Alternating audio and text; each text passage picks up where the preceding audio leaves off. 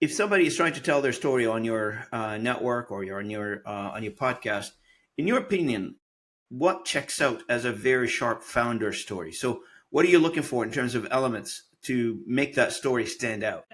One of the key elements I've seen people express throughout all the podcasts, different spaces, is the authenticity. So it's like, listen, I started out here and I didn't like this, so I shifted over here. So it's no one's ever 100% right. No one's ever 100% non. If you can't be fallible, then there's something wrong and you're not telling the story. Yeah, you're not human.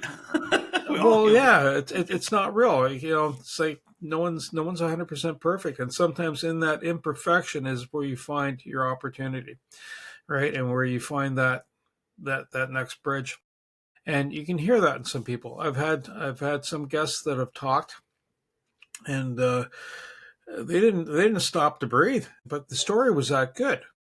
I've had one guy come talk about taxes, and he says, "Oh, taxes are very boring." But then he started his conversation, right? So he's got the art of a storyteller in there. That helps. But then again, Wayne and I, when we're doing the co-hosting, part of our job is, first off, to help the person relax. So you have that conversation, so kind of just ease them into it, so there's a rhythm.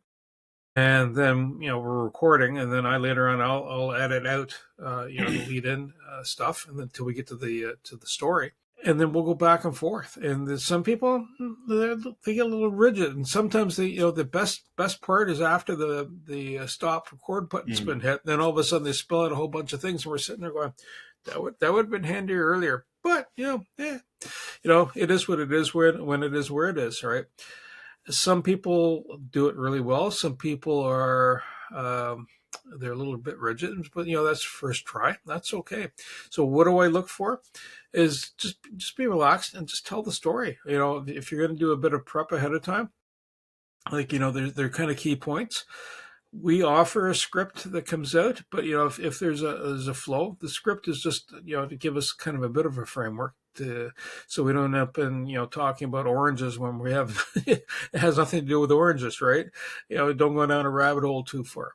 So it just kind of keeps us in within the box, but you just talk and just relax and just it's a good conversation. I've had some people, they go, I've never done a podcast before. I said, we've just spent 40 minutes talking, and it was a good We would have recorded. conversation. If I hit record button, it would have been done. Yeah. Yeah. So, in your opinion, now with all the automation that's going on out there, do you automate any of your? By the way, I want to thank you for the way you prep your audience, your guests to the podcast.